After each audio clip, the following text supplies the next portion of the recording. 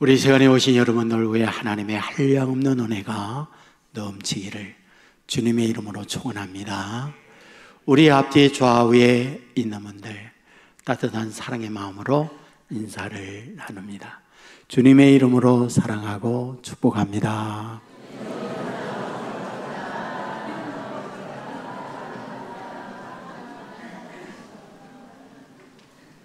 네, 찬양대가 언제나 잘해요. 감사합니다.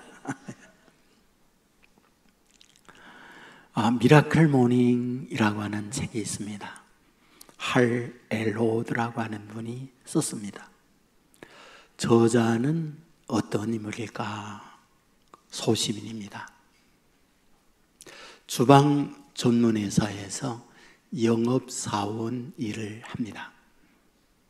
그랬던 그가 그 사업을 정리하고 자기의 구멍가게를 차리게 됩니다.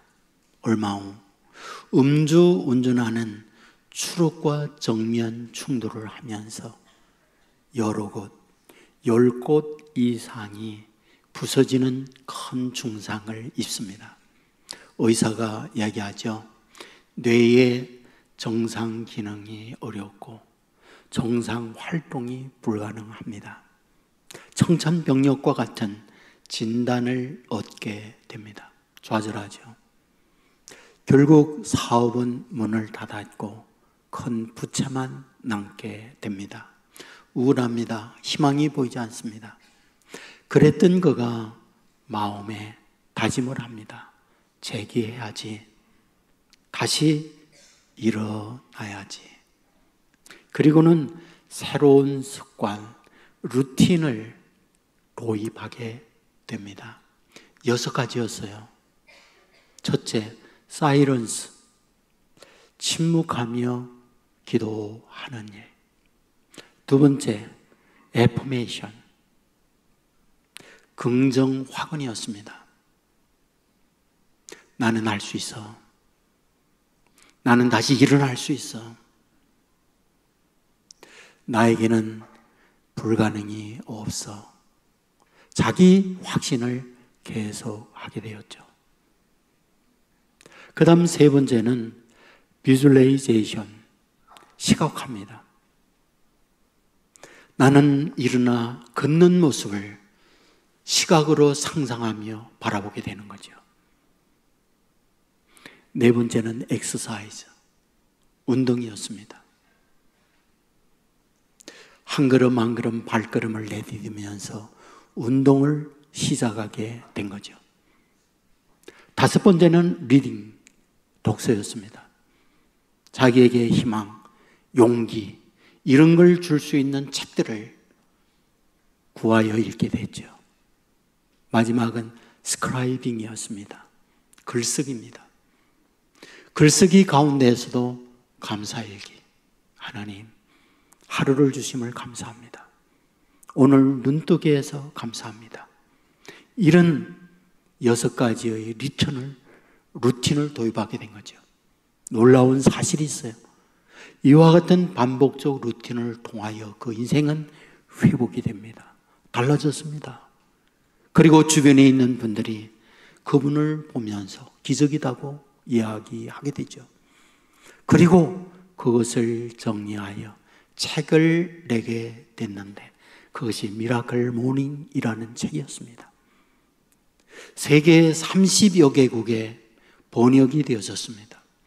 그리고 10,000만 부 이상이 팔려나가는 기적을 경험하게 되죠. TV, 라디오 방송에 이분을 연사로 초대하게 됩니다. 이분이 강의를 열었던 많은 분들이 희망을 얻었습니다. 일어났습니다. 중병에 걸린 사람 치유가 됐습니다. 무너져 있는 사람이 재기의 길을 가는 수많은 사람들이 나타나게 된 거죠. 여러분, 미라클 모닝이라는 책에서 우리에게 보여주려는 게 뭘까요? 반복적 루틴을 하면 인생이 달라질 수 있다. 물론 우리가 세상에 태어나다라는 말은 무슨 전제를 하고 있을까요? 바꿀 수 없는 걸 전제하고 있는 거죠. 나의 아버지 어머니 바꿀 수 없어요. 나의 외모, 나의 신체적 구조 바꿀 수 없어요. 남녀 바꿀 수 없어요. 대한민국, 한국인 바꿀 수 없어요. 그리고 지금 이 시대에 태어나서 사는 것 바꿀 수 없어요. 정해졌죠. 그래서 슬픈 사람들이 많이 있죠. 그래서 우울한 사람들도 있죠. 그러나 하나님께서 성경을 통하여 하나님의 자녀들에게 하고 싶은 말씀이 무엇일까요? 바꿀 수 있다라고 말하죠. 이전 것은 지나갔으니 보라 새 것이 되었다. 그래, 사람은 할 수 없어. 그러나 나는 할 수 있다고 우리에게 말씀해 주고 있는 거죠. 여러분, 오늘 본문은 우리에게 무엇을 말씀해 주려고 하는 걸까요? 바꿀 수 없는 태어나 보니 좌절의 현실이었던 거죠. 하지만 그 인생을 어떻게 바꾸었는지를 보여주는 말씀, 이것이 본문인 거죠. 신명기 33장을 읽었습니다. 34장 전의 말씀이죠. 34장은 어떠한 말씀이 기록되었을까요? 모세가 120세 세상을 떠나다 말씀이 신명기 34장입니다. 그러면 신명기 33장은 어떠한 말씀일까요? 모세가 세상을 떠나기 전 12지파에게 너희들의 지파는 이런 일들이 있을 거야 라는 예언의 말씀을 하고 있는 것, 그것이 바로 신명기 33장의 내용이죠. 오늘 함께 읽은 말씀은 아셀 지파에 대하여 모세가 너희들의 지파 미래 이렇게 되라고 예언하는 말씀이 기록되어 있습니다. 그러면 본문에서 아셀 지파에게 모세는 어떠한 예언을 하고 있습니까? 5가지 축복의 예언을 하고 있습니다. 첫째, 너희들의 집안 많은 형제들 중에, 많은 지파들 중에 가장 어떻게 되어지는 복받는 집안이야 라고 얘기를 해줘요. 여러분, 이 같은 축복의 예언이 어디 있습니까? 두 번째 축복의 예언을 하죠. 너희의 집안은 모든 형제들 중에 기쁨을 주는 집안이 돼. 다시 말하면 아셀 지파와 함께 있으면 사람들이 행복해요. 신이 나요. 에너지 공급을 얻어요. 그래서 함께 있고 싶은 그런 집안이 아셀 지파라고 말을 해요. 세 번째죠. 내 발은 기름에 잠긴다라는 말을 해요. 여기서 말하고 있는 기름은 올리브유를 말해요. 올리브유가 기름에 그 발이 잠긴다라는 말이 무엇일까요? 당시 농경사회에 올리브 농사를 하면 그 올리브가 풍년이 되어 차고 넘치는 복을 주신다, 그 말이죠. 무슨 말이요? 경제적 부여의 축복을 주신다. 삶의 넉넉한 복을 주신다. 이같이 말씀을 하고 있는 거죠. 그 다음에 네 번째 복을 얘기해요. 너의 문빗장은 새와 노수로 만들어준다 말합니다. 문빗장에 새와 노수로 그 문빗장을 가로지른다라는 뜻이 무엇인가요? 안전이죠. 외부의 적들이 침략해 온다 할지라도 눈에 동자같이 어미달기 병아리를 품듯 너희들을 지키고 보호해 줄게 말하죠. 마지막이죠.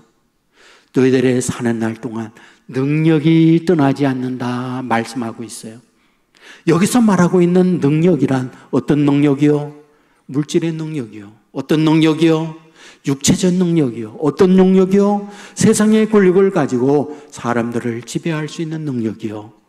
어떤 능력이요? 어떤 능력보다도 삶의 과정 속에 언제나 봄날만 있지 않아요. 언제나 고속도로만 있지 않아요. 때로는 굴곡진, 때로는 힘들고 어려움을 만날 수도 있어요. 그때의 많은 경우 당하는 문제 앞에 무너지고 좌절하는 경우들도 있습니다. 하지만 여기에서 주는 능력이란 그런 문제들을 넉넉히 소화해낼 뿐 아니라 극복해내는 능력, 소위 세상 사람들이 말하는 강철 멘탈의 사람이 되어진다, 이걸 말하고 있는 거죠. 누구에게? 아셀에게. 누가? 모세가 세상을 떠나기 전 아셀 지파에게 이런 축복의 예언을 하고 있는 거죠. 그런데 아십니까? 오늘 신명기 33장과 똑같은 그 12지파, 12아들에게 예언하는 내용이 또 다른 성경에 나와 있습니다. 창세기 49장입니다. 창세기 59장에서 야곱이 눈을 감기 전 마지막 12아들에게 축복하고 예언하는 말씀이 창세기 49장에 기록되어 있습니다. 그렇다면 창세기 49장에서 아셀 지파에게 야곱이 예언할 때 어떤 예언을 하고 있을까요?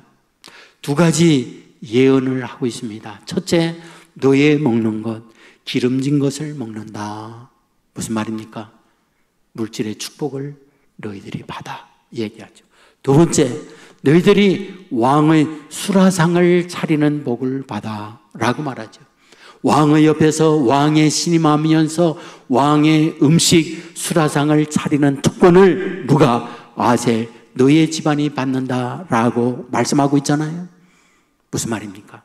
이 아셀을 생각할 때 아셀의 아버지 야곱도 아셀에게 축복하고 동시에 모세도 아셀 지파에 축복하고 있다, 이것을 말씀하고 있잖아요. 저는 이런 축복의 약속이 저와 여러분 자녀들에게 넘칠 수 있기를 주의 이름으로 축원합니다. 자, 그렇다고 한다면 아셀이 어떤 인물이기에 그와 그 후손에게 이런 축복의 예언을 하고 있느냐라는 거죠. 아셀은 야곱의 8번째 아들입니다. 야곱은 13남의 자녀가 있다는 걸 알잖아요. 12아들과 한 딸이 있었습니다. 한 명의 여인을 통하여 이런 많은 자녀를 낳았다 말하고 있지 않지요. 4명의 여자를 통하여 자녀를 낳아요. 레아를 통해서는 아들 6과 딸 1를 낳습니다. 라헬을 통하여는 아들 2를 낳습니다. 그리고 실바와 빌하를 통하여 각각 2명씩을 낳게 되죠. 그리하여 13남매 자녀가 됩니다. 그렇다면 이 아셀은 어떤 여인의 아들이었을까요? 성경은 말하죠. 실바의 아들이다. 그러면 이 실바는 어떤 여인이었을까요? 성경은 말합니다. 레아의 몸종이다, 레아의 노비다, 레아의 노예다라고 기록을 하고 있죠. 여러분, 노예가 된다는 뜻은 무엇인가요? 대개 당시의 문화는 대물림 되는 거죠. 부모가 노예이면 그 자녀들은 전부 노예입니다. 이것이 당시의 문화였습니다. 그렇다고 한다면 실바는 무엇이다? 노예의 딸이었던 거죠. 그러므로 성경을 보면 그는 어릴 때부터 노예 생활을 하면서 레아의 노비, 레아의 몸종으로 일하고 있었다라고 기록을 하고 있습니다. 슬픈 일이 뭔지 아세요? 어느 날 자기의 몸 주인인 레아가 자기에게 하는 말, 오늘 밤은 야곱 침실에 들어가서 잠자리 하라는 얘기예요. 무슨 말이에요? 자기 의지, 자기의 생각 전혀 관계없이 주인이 시키는 대로 할 수밖에 없는 운명을 타고 난 여인이 실바였다는 거예요. 덜컥 임신하여 아이를 낳죠. 갓과 아셀이었어요. 여러분 아십니까? 아셀이라고 하는 이름을 지을 때에 그 어머니 실바가 자기 아들에게 이름을 짓고 있지 못하다는 거죠. 누가 아셀이라고 하는 이름을 짓고 있나요? 레아가, 그 생모의 주인인 레아가 아셀이라는 이름을 지어요. 아셀이라는 뜻이 뭔지 아십니까? 너 때문에 내가 기쁘다, 그런 뜻입니다. 누가요? 생모인 실바가 기쁘다는 말이 아니에요. 그 주인 레아가 아셀 때문에 기쁘다. 그리하여 아셀이라는 이름을 지어주고 있는 거죠. 여러분, 아셀이 성장하여 모든 걸 알고 있을 때 어떤 생각이 들까요? 아, 내 어머님은 노비구나. 내 어머님은 저 레아 주인을 섬기는 몸종이구나. 그걸 알게 될 때 아셀은 어떨까요? 슬픈 거죠. 아셀은 어떨까요? 전혀 자기 의지와 관계없이 타고남에 대한 우울함과 슬픔이 밀려오게 되는 거죠. 자, 그런 모습을 타고난 이 아셀에게 그의 아버지 야곱도 그리고 모세도 뭐하다? 축복을 한없이 쏟아붓고 있다. 타고난 현실은 그런 축복을 받을 만한 상황은 결코 아니었던 거죠. 그런데 어찌하여 야곱도 그러하고 모세도 그러하고 이런 축복을 아셀과 그 집안에게 내리고 있느냐라는 거죠. 여러분 아십니까? 성경을 읽어보면 어떤 대상에 대하여 예언을 할 때 예언의 미래는 지금까지 살아왔던 삶의 흔적을 보고 내 인생이 이렇게 돼 라고 대개는 예언합니다.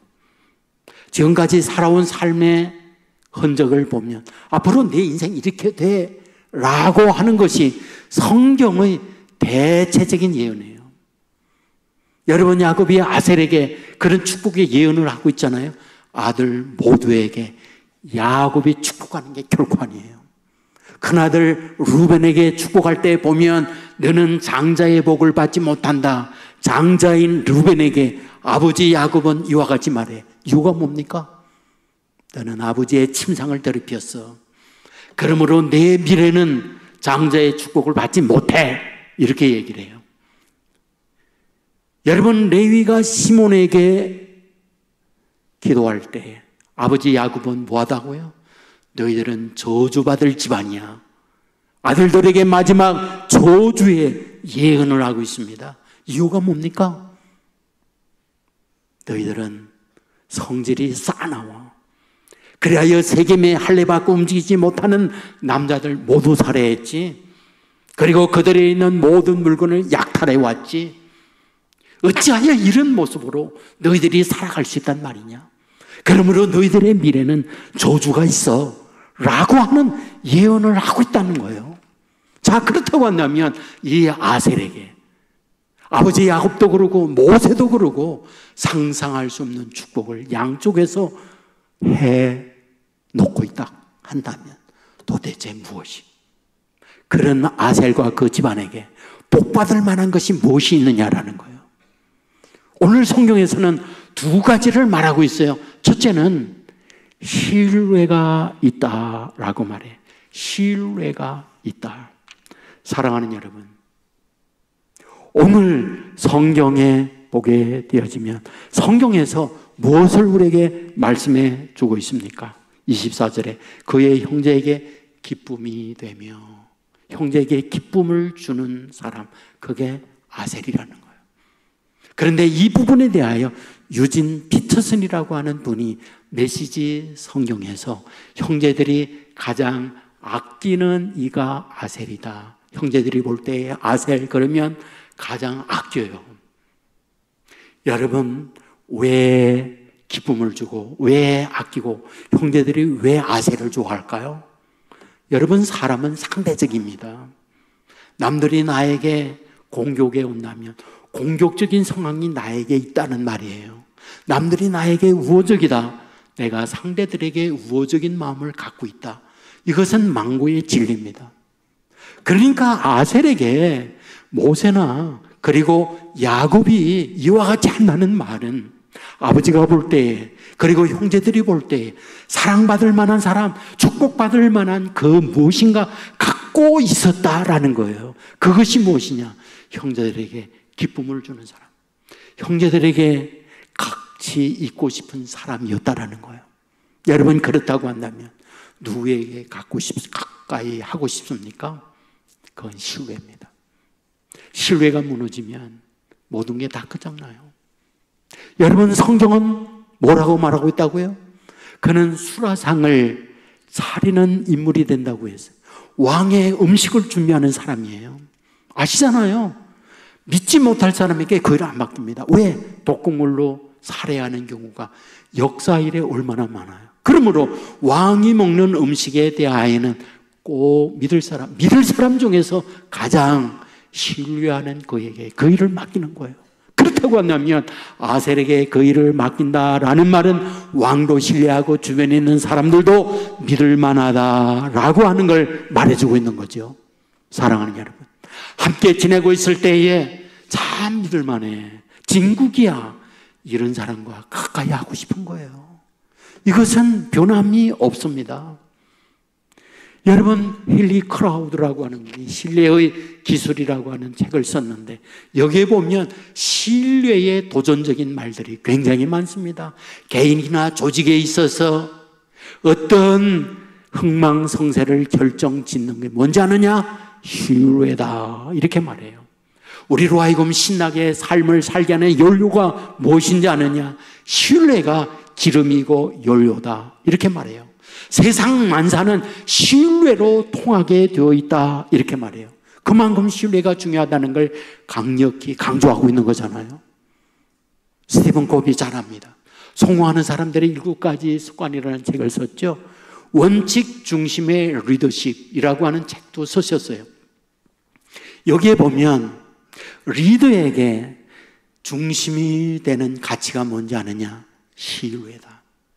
리더에게 신뢰가 무너진다면 그 조직, 공동체는 와해된다. 이거를 강력하게 말하고 있어요. 그렇다면 신뢰라고 하는 게 뭘까? 그것은 실력과 능력이 있을 때 신뢰한다 말하고 있어요. 대통령입니다. 또한 시장입니다. 회사의 회장입니다. 그런데 그 조직을 끌어갈 만한 실력과 능력이 없잖아요. 국민들, 사원들, 신뢰가 무너지면 모든 게 끝장나요. 그러나 그 일을 넉넉히 해낼 수 있는 능력이 있어요. 실력이 있어요. 그리하면 지지하고 따르게 되어 있어요. 두 번째입니다. 어떤 의사 결정을 내릴 때 보면 그 의사 결정의 내용이 무엇이냐? 자기를 위해서냐? 자기 편리를 위해서냐? 자기 이익을 위해서 저런 결정을 내리느냐? 아니면 공동체를 위하여 자기가 손해보면서 저런 결정을 내리느냐를 보고 신뢰를 결정한다는 거예요. 맞죠? 리더가 공동체를 위해서 양보하고 손해보고 희생하면서 공동체가 잘 되도록 그런 결정을 내릴 때 거기에 있는 무리들은 그 지도자에 대하여 목숨을 걸고 따라가게 되어 있잖아요. 마지막이에요. 일관성입니다. 지도자가 이랬다 저랬다 하면 사람들이 흔들려요.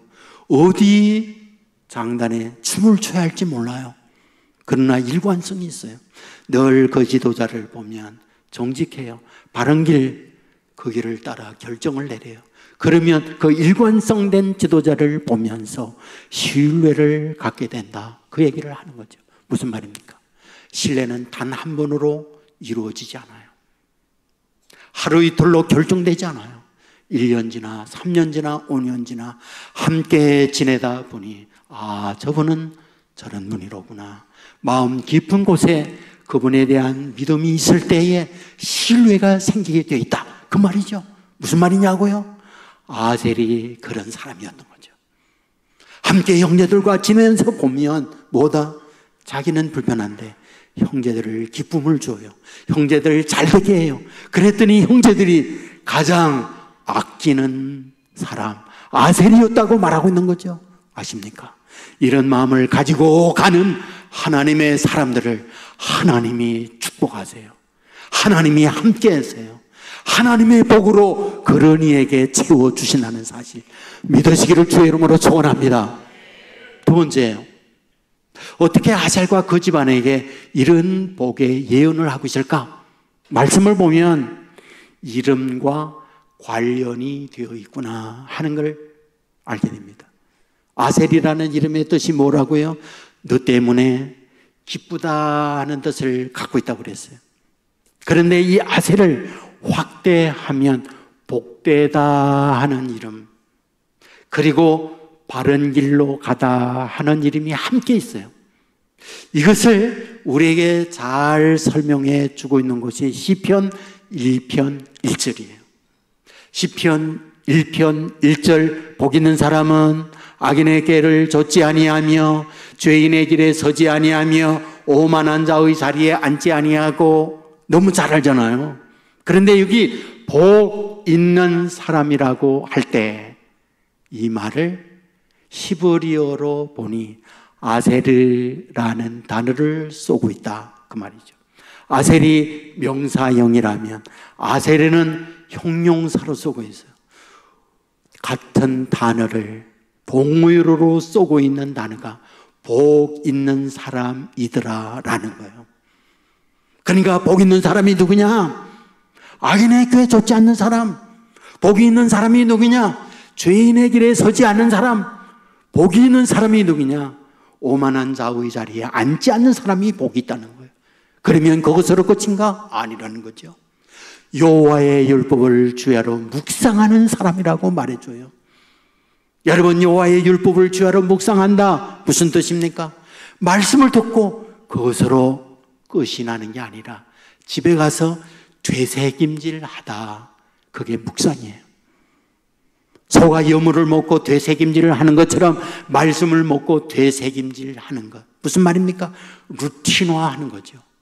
하나님의 말씀을 늘상 묵상하고 그 말씀과 함께 살아가게 될 때에 그런 삶의 루틴화로 살아가는 그에게 뭐다? 시냇가에 심은 나무가 시절을 쫓아 과실을 맺는 복을 주신다.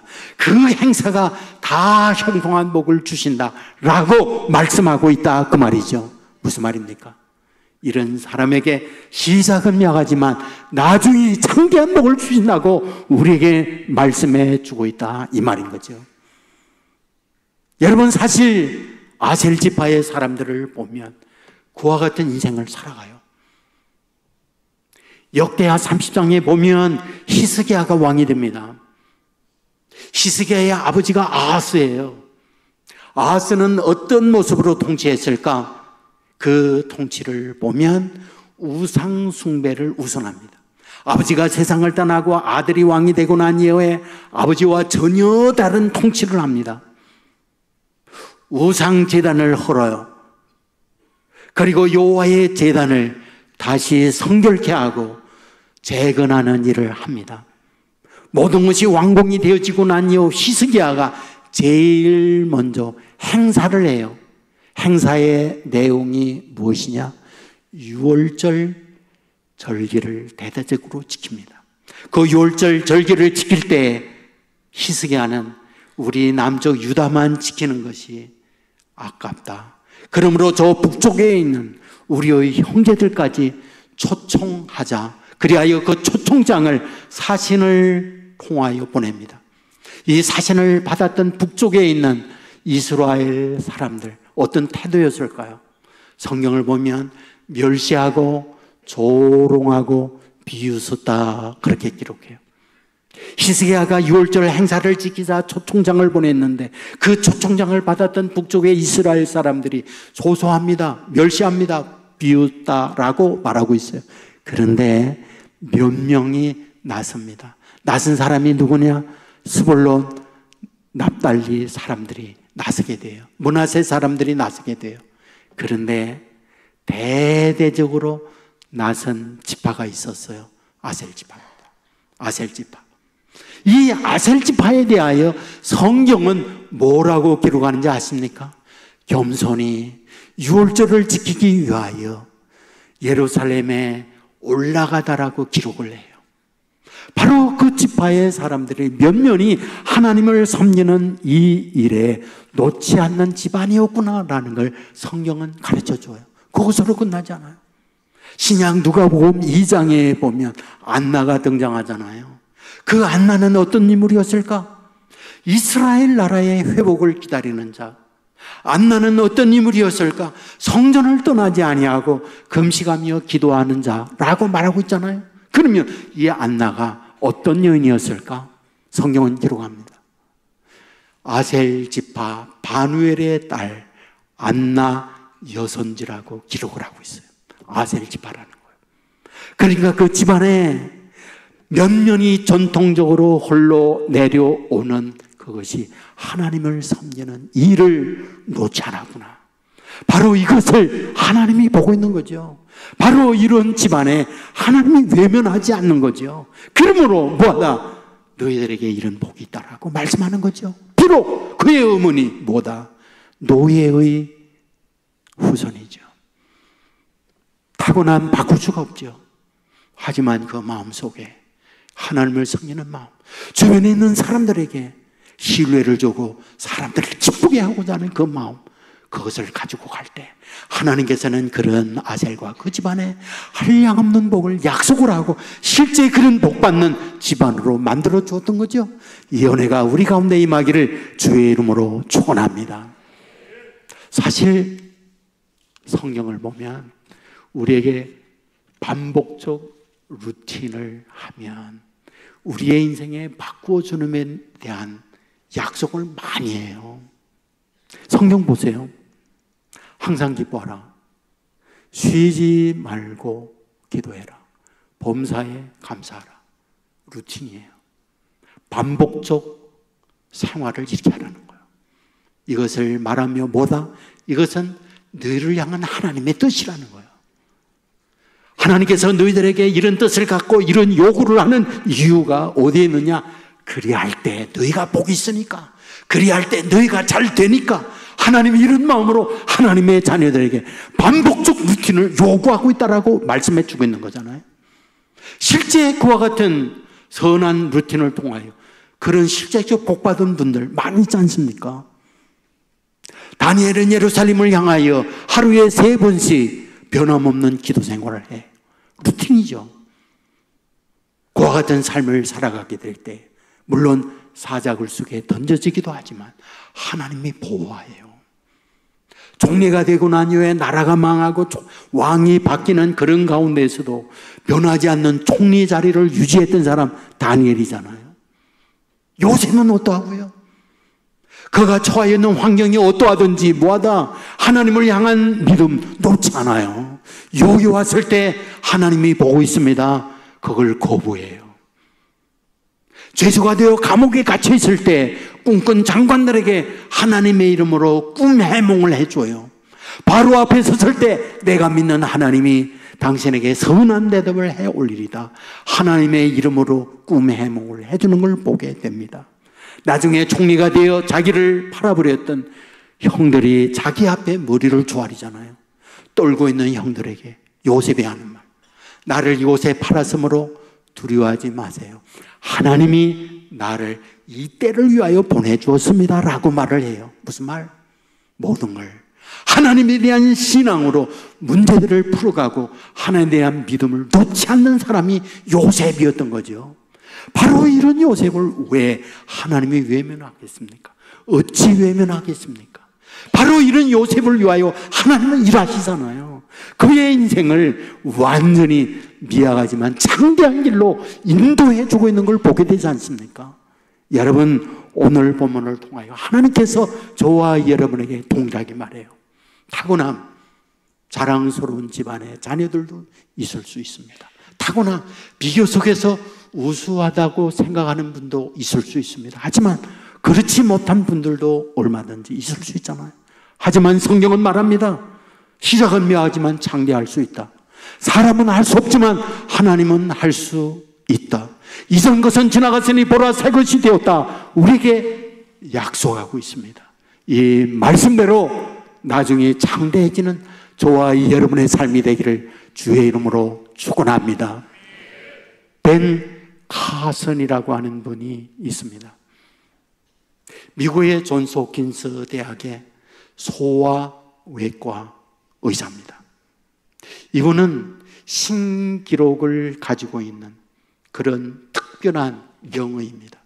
먼저는 소아뇌암, 누구도 어린아이의 뇌암을 손댈 수가 없어요. 그런데 그 뇌암 수술을 성공적으로 끝내요.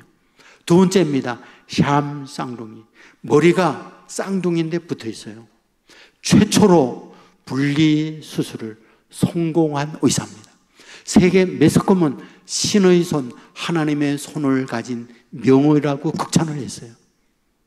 그렇다면 벤 카슨은 어떤 인물이었을까요?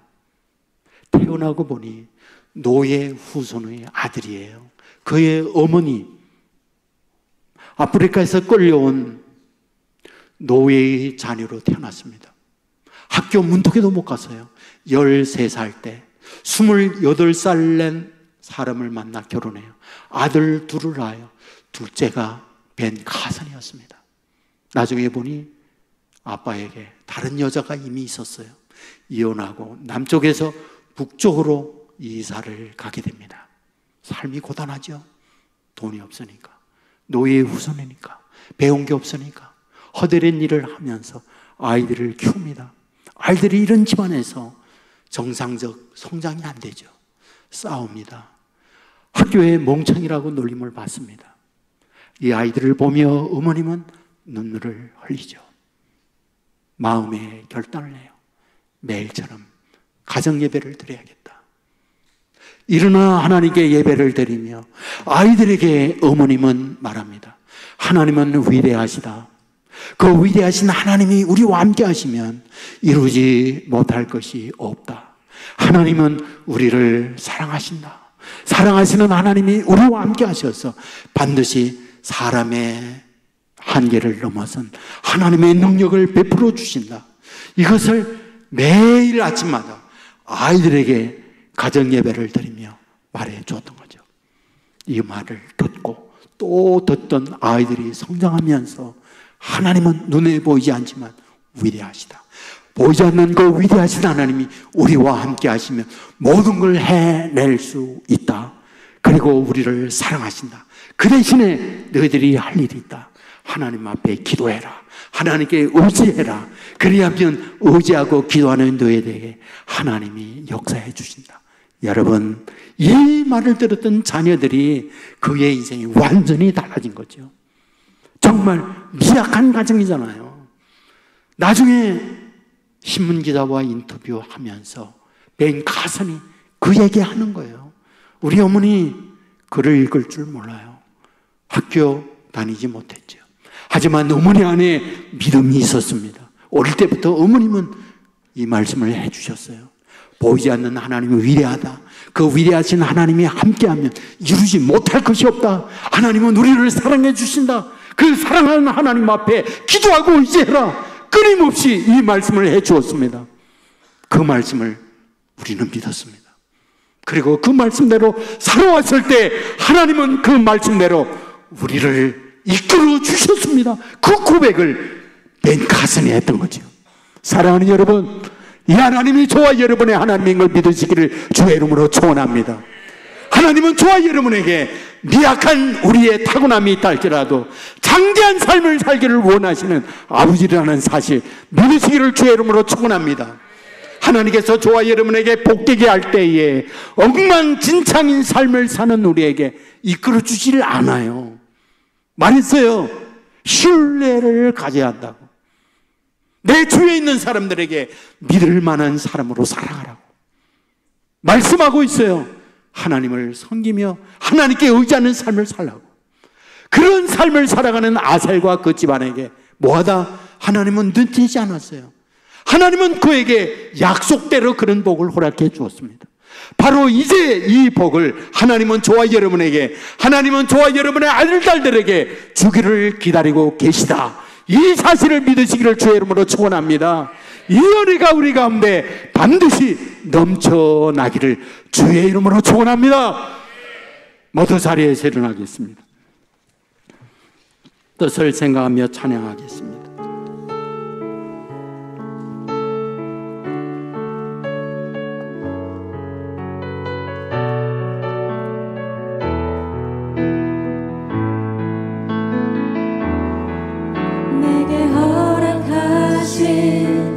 시련을 통해 나의 믿음 더 강하게 자라나고 험한 산과 골짜기 지나는 동안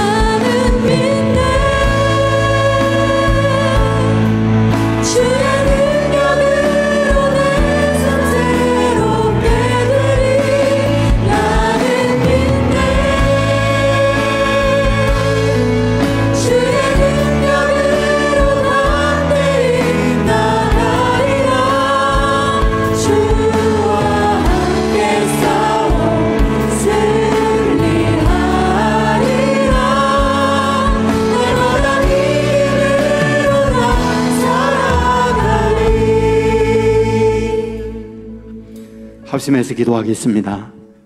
말씀을 생각하며 기도해 주시고 각자 가지고 있는 간절한 기도의 제목 믿음으로 강구하는 시간 갖겠습니다. 주여 한번 외치고 합심하여 기도합니다. 주여.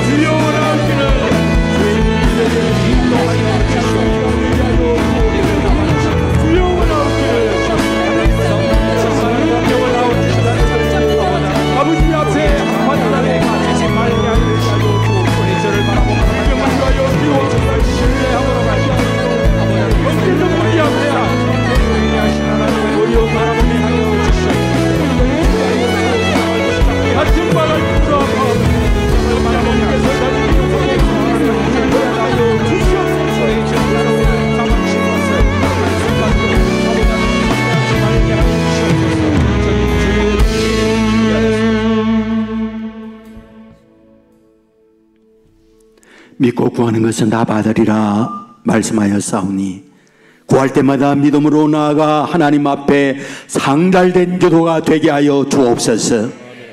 말씀을 들었습니다. 아셀은 자랑스러운 집안의 어머님의 아들로 태어나지 못했습니다. 태어나 보니 우울하고 슬픔이 밀려올 수밖에 없는 상황이었습니다. 하지만 하나님은 아셀과 그 후손에게 그 어떤 형제보다 그 어떤 집안보다 상상할 수 없는 복을 내리워 주었습니다. 이전 것은 지나갔으니 보라 새 것이 되었도다. 시작은 약하지만 심히 장대한 복을 허락해 주었습니다. 이 복을 우리에게 주시옵소서. 그 복을 받기 위하여 신뢰의 삶을 살아가게 하여 주옵소서. 이 복을 받기 위하여 하나님을 섬기며 하나님 앞에 살아가는 자녀들 되게 하여 주옵소서. 그리하여 시냇가에 심은 나무가 시절을 쫓아 과실을 맺는 복을 얻게 하여 주옵소서. 그 행사가 형통한 복을 누리는 집안 되게 하여 주시옵소서. 그리고 진료 생명 되시는 우리 주 예수 그리스도의 은혜와 아버지 하나님의 그 넓으신 사랑과 성령님의 감화 감동 축복 역사 인도하심이 이 자리에 참여한 주님의 자녀들, 병상에 있는 자녀들, 군에 가 있는 젊은이들, 해외나 지방에 나가 있는 주의 백성들, 선교지에서 복음을 위해 헌신하는 선교사님들, 영상을 통하여 예배에 함께 동참하고 있는 믿음의 가족들, 저들의 가정, 저들의 하는 일, 저들의 앞날 위에 이제부터 영원토록 함께 있을지어다. 아멘.